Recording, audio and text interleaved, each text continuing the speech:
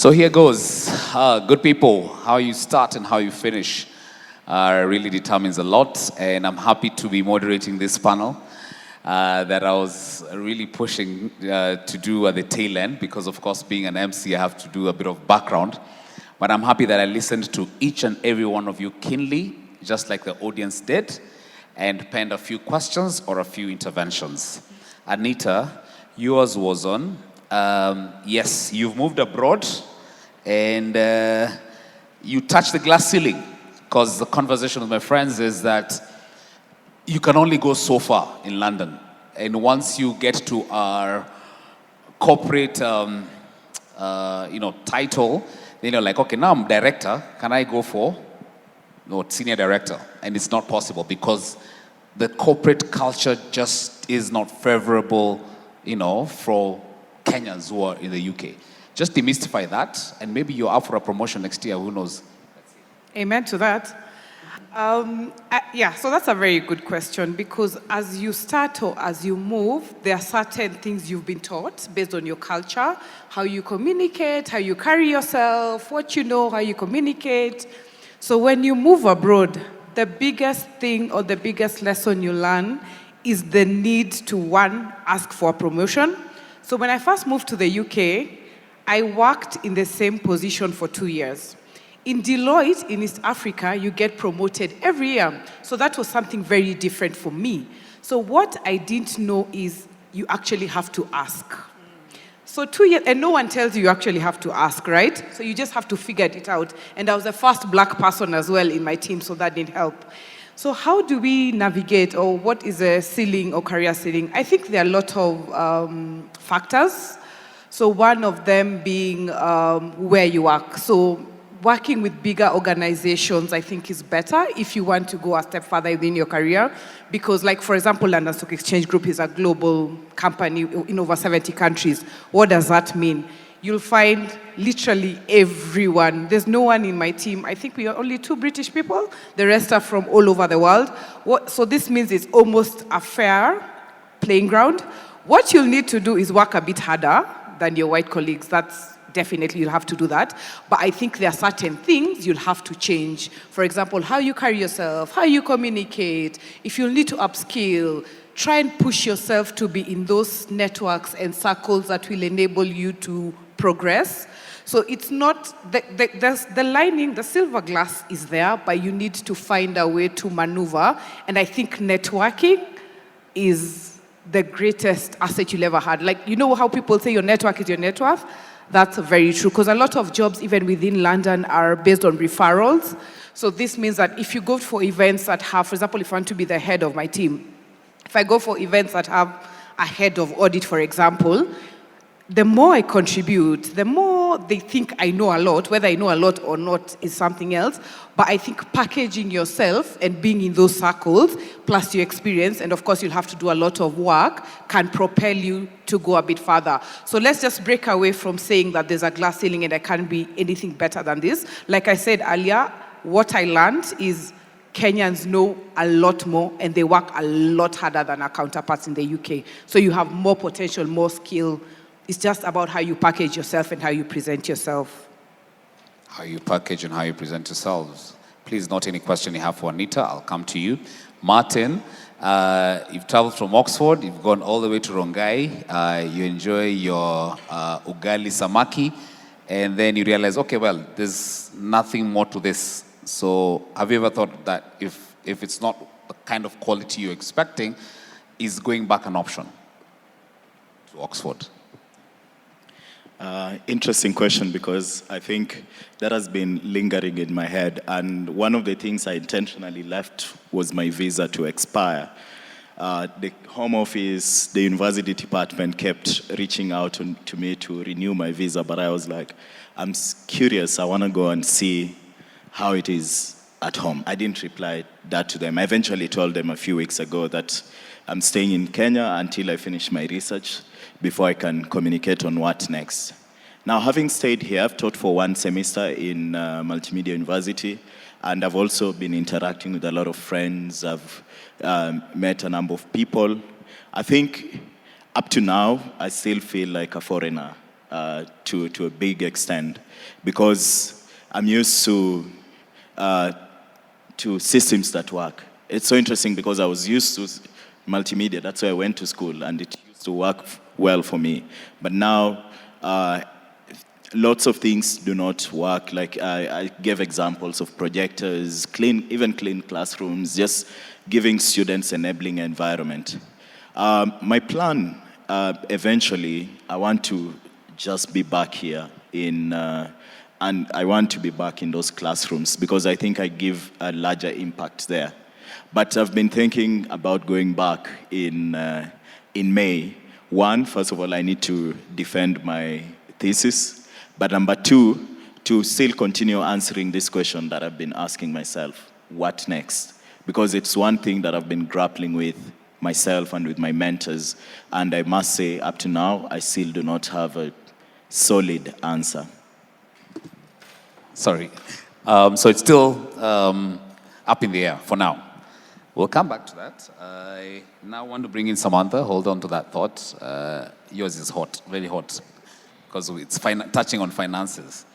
I think, Samantha, yours on just demystifying, I think, the whole ESG concept. We know for sure there are jobs out there, there are opportunities, but getting just the right fit, getting the right skill set is an issue. I just first, because you mentioned that in another, 3 to 5 years, this is going to be the conversation. Yes. We were talking about Africa Climate Summit, there's COP29, there's the World Urban Forum, which I actually saw. Literally, this is everything at the core. Yeah.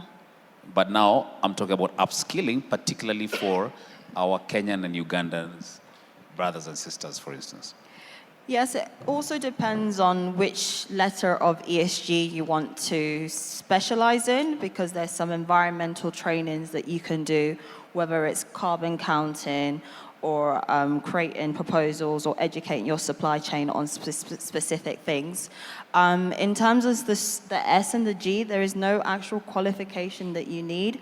I do think, like, I went to university, I did my undergrad in politics and history, and then I did my master's in anthropology. And that's what's led me to ESG. But I have basically started at the ground and then built my experience, worked in a few different industries, so in property and now for Transport for London, which has allowed me to see how 2 different industries do it. But this would be completely different to how oil and gas do it or how farming does it. So really for ESG, if you were looking to start, it's all around starting, basically. Just start. So the last but not least conversation is where to invest, MMFs, trust quotient. I've sent you money from the UK to Kenya. You've sent me pictures of a house in Rongai. Apparently that is not the house you're building for me. MMFs, overly hyped, insurance. So I'm just thinking, I'm a senior executive at the London Stock Exchange. I have my bonus, I want to put my money. So over and above finance, what is the place of the trust quotient in investing back home? Wow. I'm not sure. Well, trust is important, which is why you must look at what you're doing within the bigger system, the financial system, which is why I was talking about dealing with people who have the license to do so, because they put in an element of trust in that process. But then when you talk about things like real estate and particularly real estate, because the financial markets, I don't think there's much of a problem. But when it comes to the real estate project, even with developers, you're entering a private agreement, you know? There's no regulation for real estate development, which is why, to a large extent, Major was saying, we actually are in a developer market.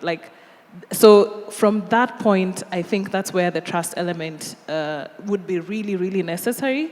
And you would think that if you engage your sister or your cousin or your uncle who has built a house before, that it will be done well.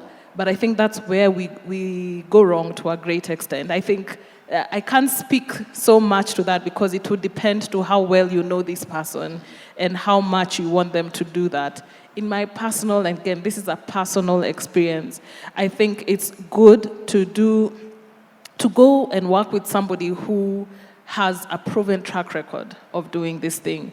And that means, a track record means that there are people who have trusted them before and there's proof of that. And so to a great extent, it means that you go and work with a professional. Hence why I was talking about Savo and whatnot, because they do have that track record and they do have a system of doing this thing. Because one of the due diligence I actually usually encourage people to do when it comes to real estate and especially off-plan is that if you're going to work with a developer, you should at least make sure this is not their first rodeo, you know. If it is the first time, then the chances of things going wrong are very high. So what kind of track record do they have? How many projects have they done and finished? Can you actually have a conversation with somebody who has invested and owned a property through them from beginning to end so that you can see and hear what that experience is like? But there's definitely a need to take don't have a suspicious spirit, you know? Not everyone is out to get you, but there's some level of due diligence that you need to take care so that you are comfortable with what you're doing, yeah.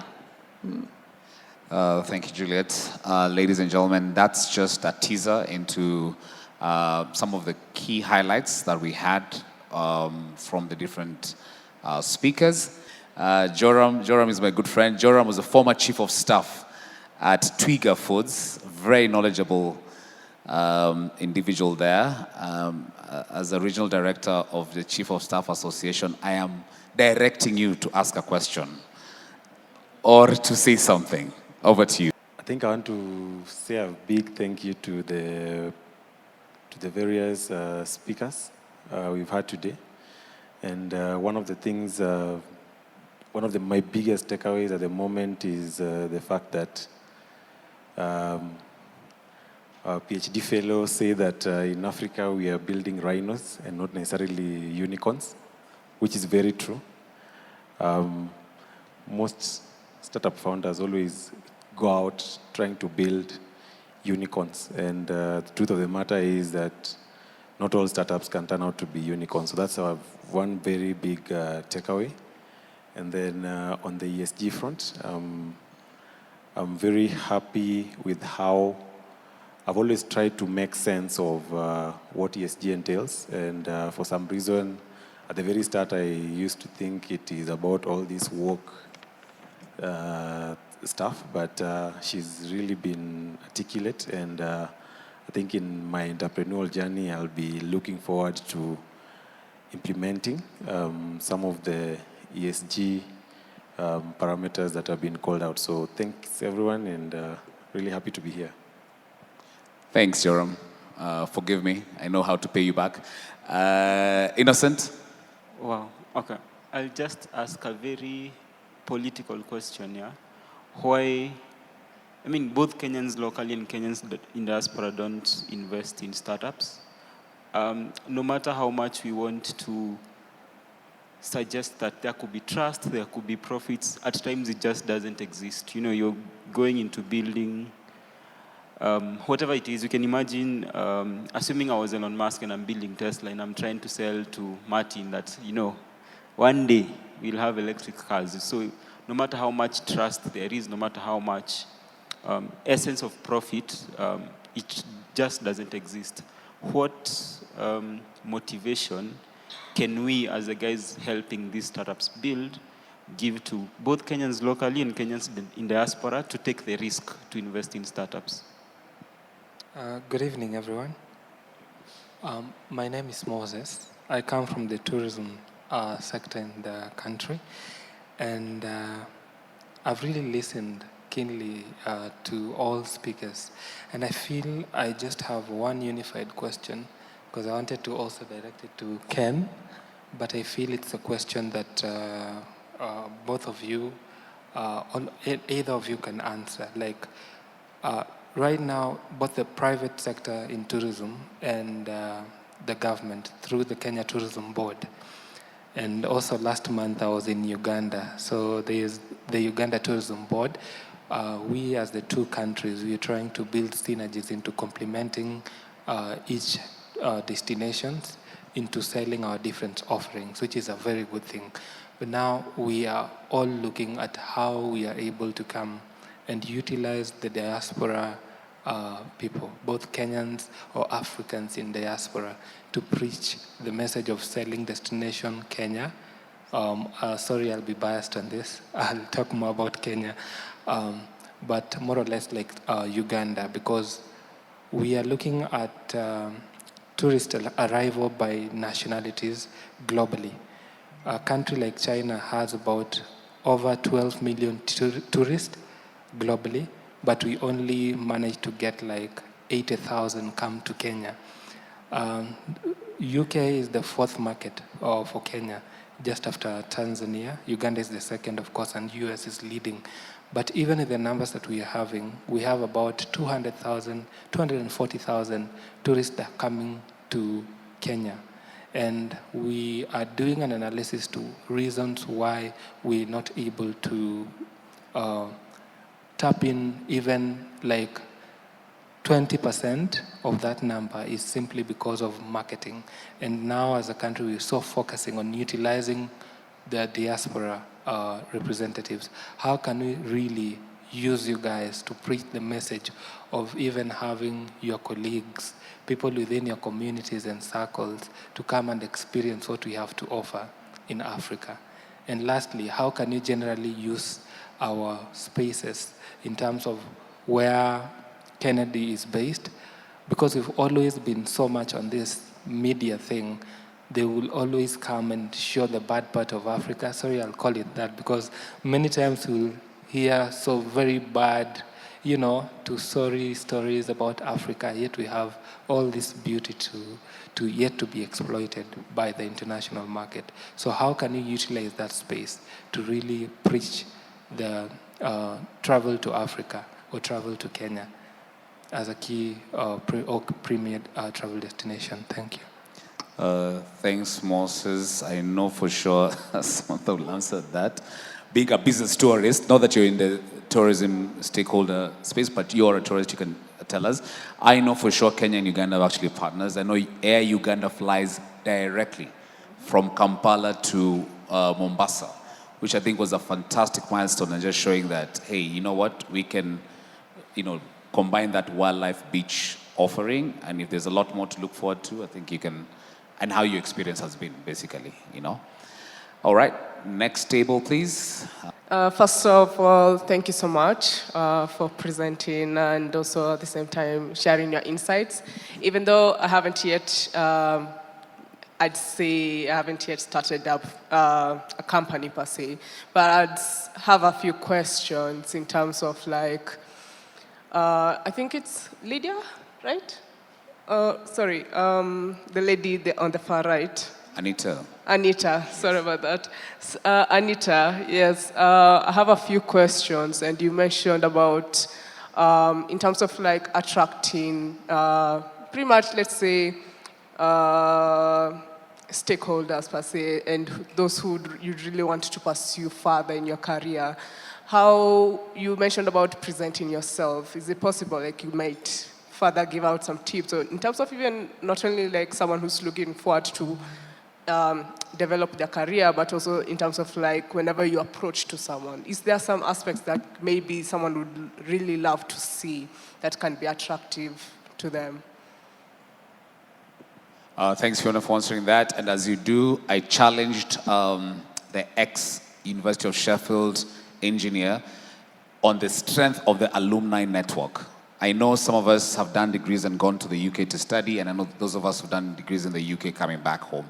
I think what I experienced, and Enos, don't tell this to Strathmore, about 3 to 6 months in Oxford, and they already added you onto the alumni network. And they'd say, hey, by the way, when you go back to Kenya, please meet XYZ, who are also part of our students. Mentioning about that word of mouth referral, I think also ties into the sort of bit of, okay, wait, over and above LinkedIn, how can I leverage on the ex-Strath, ex-Oxford, ex-Sheffield, ex-Reading alumni network to actually grow, because you might find that you're working in the same company and you have people who can vouch for you.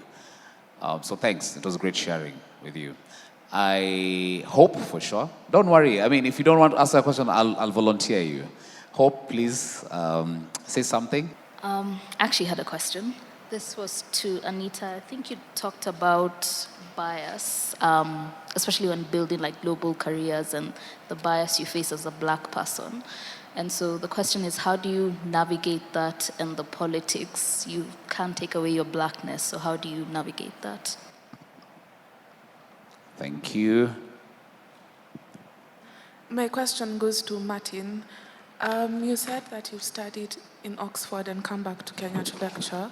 So how exactly did you transition into academia into Kenya and meet the qualifications that it takes, especially to lecture in a public university? So I just want to understand the process. And then to Juliet, I wanted to understand what goes behind doing your due diligence, especially when you're investing in REITs within the country. REITs, Real Estate Investment Trust. Yes, REITs. Just in case you'd like to find more on it. Okay, anyone else? There's a question here, right here at the front. Hi, I'm Caroline. I work with KPMG UK in the London office. My question is to Anita. You've had an incredible journey from a glorified senior in Deloitte all the way to being a director at LSEG. So how long did that take you from being an assistant manager to being a director? How long did you stay in Deloitte? And what kind of lessons did you pick out from the kind of consulting space? And how did that help you transfer that to becoming a director in LSEG? I'd be quite keen to hear that. Thank you. Thank you. Last but not least, on the far right. Hi, everyone. My name is Dan, and I'm a cybersecurity professional, but also a crypto enthusiast based in the UK. My question is to all the panel members. In an era where technological advances are growing at a very, very rapid pace, I want to pose a question to all of you, and also me included, is how can African professionals ensure rapid deployment of these new technologies to not only bridge the digital divide, but also ensure sustainable growth, within our own countries, as it is right now. Thank you. Luther, do you want to say something? I know you have a flu, but you just want to say, even if it's a hello or goodbye, would love to hear from you. Sure, thank you. Just wanted to say this conference has been extremely inspiring, much like one of the words on the 3 boxes across there. I'm sure everyone here has obtained some sort of value from all the speakers today. I know I've learned a lot. That was my goal personally, to learn from everyone here. So yeah, my final words is looking forward to Jasiri Network Summit 2025. Yeah, looking forward. Thank you. Thank you very much. Recently, they've been discussing a conversation around what Live Aid did in terms of harming the reputation of Africa and its tourism, because definitely abroad, it's not seen as this amazing place that we're in right now. It does have quite a negative reputation. I do think the answer is building better PR. You have to work a lot more with the diaspora in terms of when they come here. And I say that as someone that was a tourist to Kenya, but here I am again. And I'm now speaking because I've fallen in love with Kenya. So it's how do you change your PR, connect with the diaspora to show and showcase that so that we can break those narratives around it just being what Live Aid showed 25 years ago. But as my Ugandan colleague said there, it's building those connections, having spaces where people, for example, can visit Kenya and Uganda and go to Diani and go to Gorillas, that builds the package and allows more of the diaspora to showcase what's going on here. Sorry, can I just add something, Laban? Oh, sure. I like that, the cross-panel conversation. Yeah, so maybe just to add something interesting enough is I met someone from Brand Kenya yesterday, and they were asking the exact same question on what they can do better or how they can sell the country better to the world. And you'll probably hate me for saying this, but I don't think Paris is all that. But somehow they've managed to convince the world that it's such a nice place to go, like it's a city of love.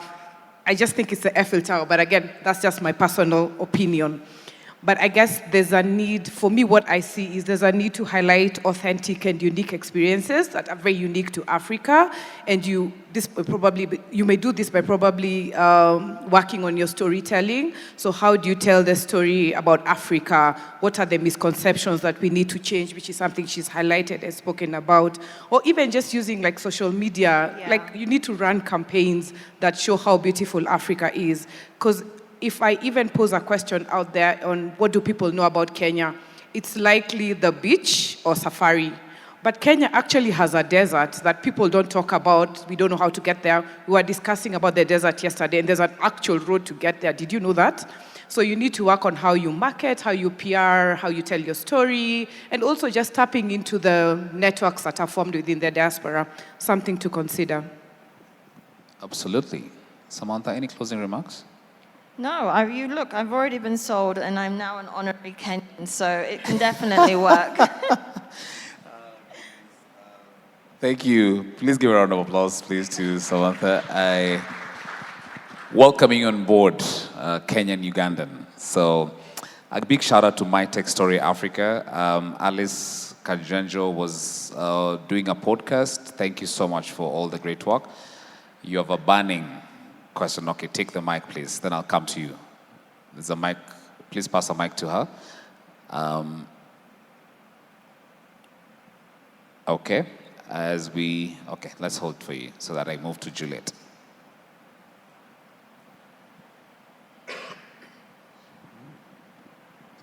Don't know why I'm standing, but hi, my name is Alice Kanjejo, founder and host of My Tech Story Africa.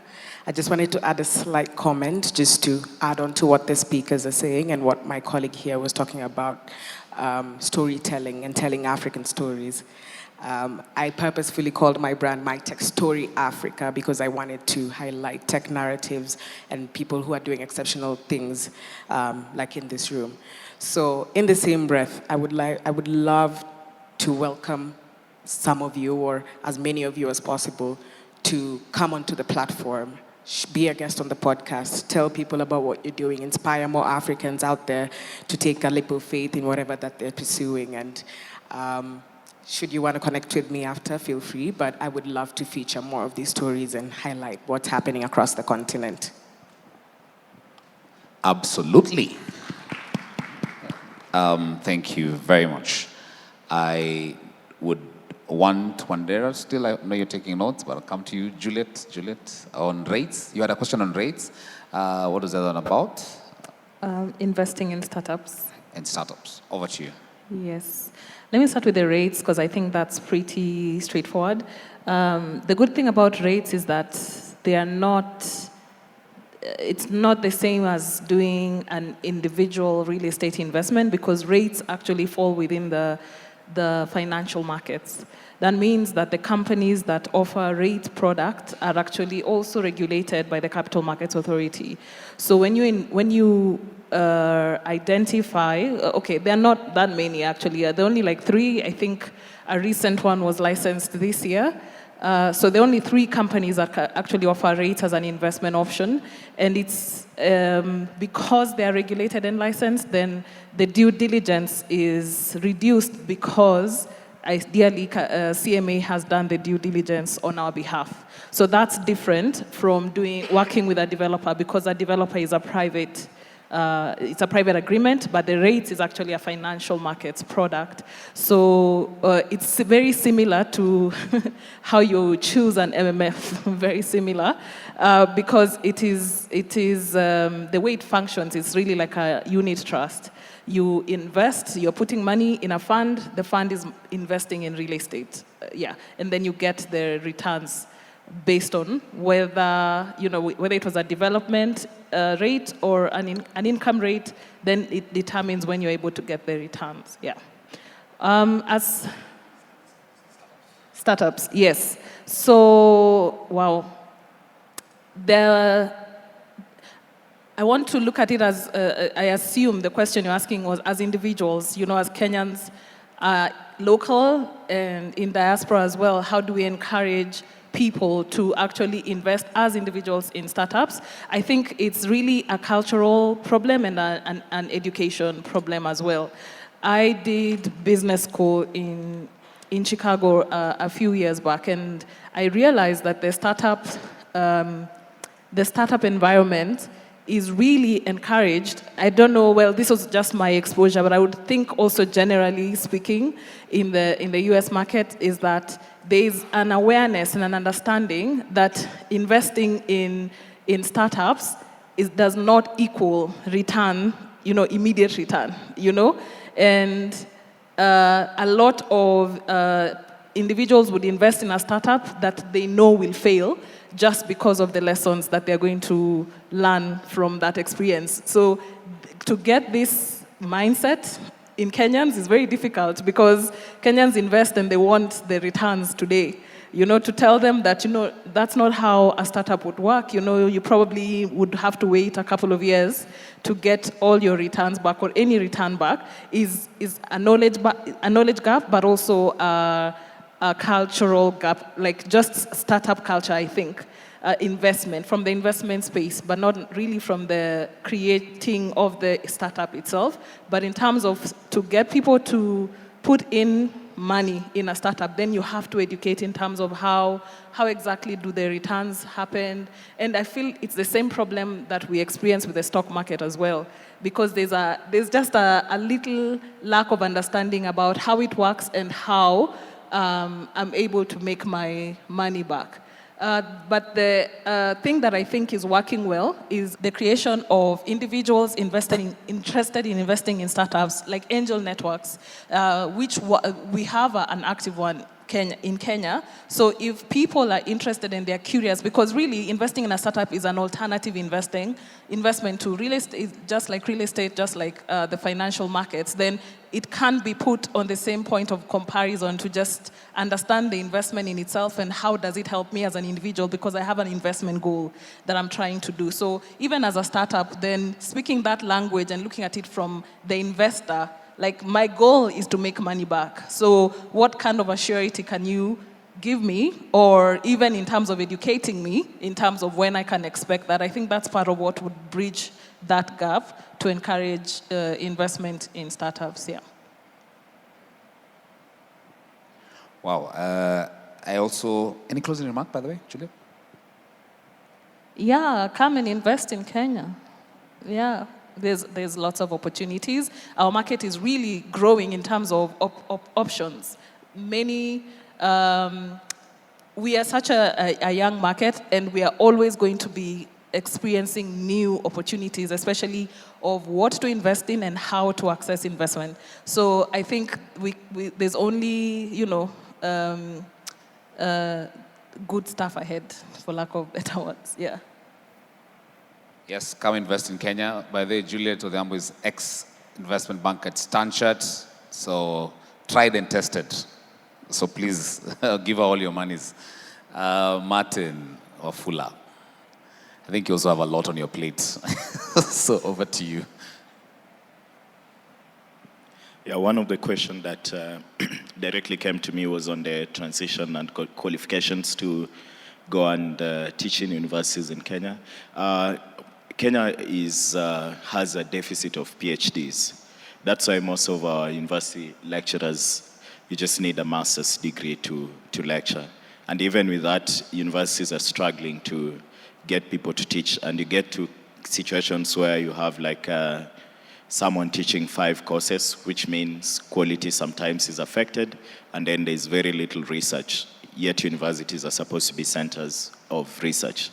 Now, I think to get into Kenyan universities, especially public universities, mainly it's networking, but most of the time if you reached out to chairs of departments or deans, they most likely would be having these positions. Now there's a problem. This is a career where you will have to live like a monk, which means in public universities, there's delayed salaries. Sometimes, I always give an example. There's a university I taught in 2018. I was paid around 2022. So it is that bad, and that's why academics are always on the streets, on strikes. So people need to have like plan A, B, C, and then D, which again, you understand why our quality is really affected, because someone will show up for 3 lectures and go do their own businesses out there to survive. So there's that problem, motivation and payments. I think it's a big crisis. Some universities, I know like Muranga and mostly private universities have tried to make this workable, like people are paid in time. Strathmore, they don't have these problems, but you go to public universities, most of them, you have to have like a 4-year plan of surviving from the time you start teaching, because if you're part-time, which is what I'm doing right now, I'm an adjunct, which is part-time teaching. So this semester I'll teach, and I'm not looking at that bank account. So it's more, actually I feel like it's the true definition of education or teaching being a calling, but it can be a pain, a serious pain for many scholars. And there's very little research going on in our universities because of these reasons. Because universities are supposed to drive the country's innovation, change, and even when we are talking about startups and everything, most countries that have had very successful startups, most of them have come out of like universities or collaborations between universities and industry. And if you look at the Silicon Valley, it has a lineup of very good universities. Look at Oxford, Cambridge. There was a setup of Milton Keynes, and around London and the university ecosystems and startups. So these 2 things are very interrelated. So if we let down one, then we are going to struggle, because people are also struggling to get talent here in Kenya.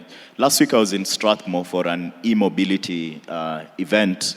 And most of these EV companies are either having to get people outside, but for students who've become clever, and I keep talking to my students to do that, some of them are hired. Now we have engineers in these companies who are just second years in universities. So universities need to know what the companies want, especially the startups, because you're building something new. You're the only ones who know the skills you need. And to get a good team, then I don't think of better places to extract them. Our postgraduate schools, there's delayed. Master's students do not know exactly how many years it takes to do a master's in Kenya. You'll be told it's 2 years, some of them do 3 years. So we need to help sort out these things. Now, to just deviate a little bit, I just want to contribute to one question that has already been talked about on tourism and making Kenya a sweet destination. Start with your friends. I think I tried this. I'm a social media person. My Instagram is a little bit deactivated for a moment, taking commercial break. But I post the good stuff in Kenya. What Wandera talked about, what story are you giving? There's so much beautiful stuff. And I got my friends to come here, and I did not take them to okay, eventually I did, but I started with Kakamega Forests, went down to Mount Elgon National Park. I was shocked as well. It's 30 minutes from my home. Then I went there, stayed for 2 days, and I was like, there's a whole gem next to my home where I could even walk to, and I didn't know. So these places, bring your friends, and then that's how you work on it. And as I said, foreigners are tapping onto opportunities that are in Kenya. I have a friend I was with in Oxford, is currently in Germany running a travel startup, who's bringing an entire crew through his company to do a tour of Kenya in January. Out of opportunities, set up an entire startup, got funding, and these are things that are happening, but we cannot see. So these meetings, these networkings, this exposure kind of help us identify the gold that is just in front of our face, instead of looking for, I don't know which metal is so bad, but let's call steel out there. So let's be open, let's network and interact more. The Kenyan academia needs the industry to save it. There's a lot of bureaucracy, especially in public universities, because to even get an MOU signed up, you're gonna go to so many offices. Most people want functional systems. But I look forward. I try in my classes to collaborate with startups. There's a startup in Kenya called Angaza, where I reached out to the founder. I was like, yeah, you need to come to one of my project presentations on machine learning projects. I reached out to Nashon Maina, who is Miwizi, who was one of the presenters here. I was like, you come to my class, give a lecture in January, a 2-hour lecture on what people need to be good telecommunication engineers, because I will teach you calculus, then Nashon will tell you actually digital transformation is something you need to know. Probably we don't have a lecture on that. Thank you. Any closing remark? Any closing remark? Dr. Martin Wafula? To close, I think collaboration is important. The diaspora and those of us who are here, let's collaborate. Let's try to get into our communities. That's one person is a difference you make. And let's go back to our academic institutions if we want our startups to flourish in this country. That is where the talent is, and we must participate in creating this talent. Thank you. Thank you very much. A round of applause. Thank you. And also, Juliet, another round of applause. I know we did not clap earlier. Last but not least, Anita Jahenda, you have a lot on your plate, and then you give your closing remark. I do. I'll try and keep it short and sweet. The first question was around tips to attract stakeholders when you're looking for a job. I think that was the first question. I'll just give a few, should I call them lessons learned, or what I've just seen that has worked for me. The first one being just building a strong professional brand. So you can do that in so many ways, including LinkedIn. So just posting things about where you want to be. For example, mine is transformation change, and I do a bit of ESG assurance as well. So I post articles within that space, and through that you get a lot of recognition. You'll be so, like I said previously, you'll be so shocked on how powerful LinkedIn is. You can also consider just putting out their thought leadership. So if you are subject matter expert in an area, you can write about that article. You'll be so surprised on how much you know versus what people know out there. The second one is around networking strategically. So if you want to meet a CEO, for example, you kind of need to find yourself within that space. Or if you want to meet like senior stakeholders, try and join professional forums, try to go where those people that you want to meet actually hang out or actually are. The third one is maybe tailoring your communication, so trying to be a bit more like concise and impactful, depending on who you're meeting. For example, if you're meeting a CEO, they only have 5 times. What I normally do is, if I walk into a room and sit on this table, by the time the 5 of them are talking, I've already identified who the most important person on that table is and what he's talking about. So I try to tailor my conversations to what interests him, if it's the person I want to carry on a conversation with, and that has worked for me tremendously. So that was the first question. What was the second one? Oh, the second one was how to navigate being a Black person in the UK to grow my career.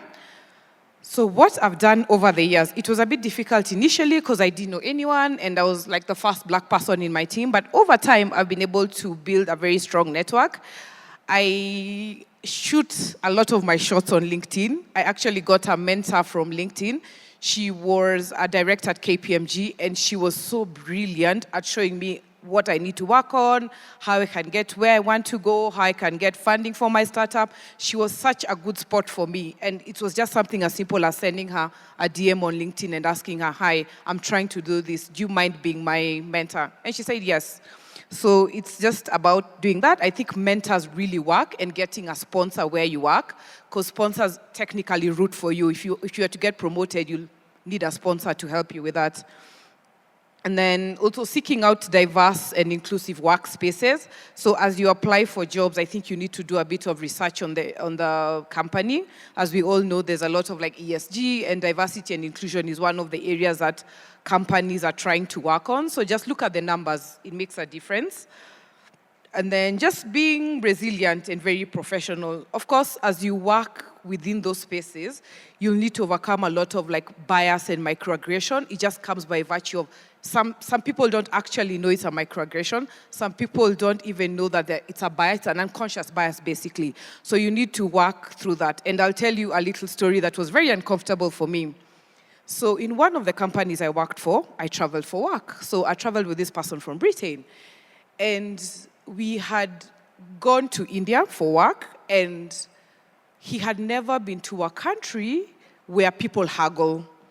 So these guys come and haggle him, and he's so scared. So I had to protect him. Can you believe it? I had to protect a man? Anyway, so within that space, we walked around the zoo, and we saw a baboon. And guess what this guy told me? That's where Africans come from. So I had two choices, right? To get very annoyed and slap him and get fired, or just be resilient and take the necessary steps, which includes like reporting him and doing what I need to do. My point being, these things happen. I don't think he meant any evil or bad by it, but you kind of need to be resilient and just appreciate that sometimes when they do a lot of this, they don't really know what the impact that is on us. So build some resilience in the process. Please, a round of applause to all panelists. I want to really say thank you all for the opportunity.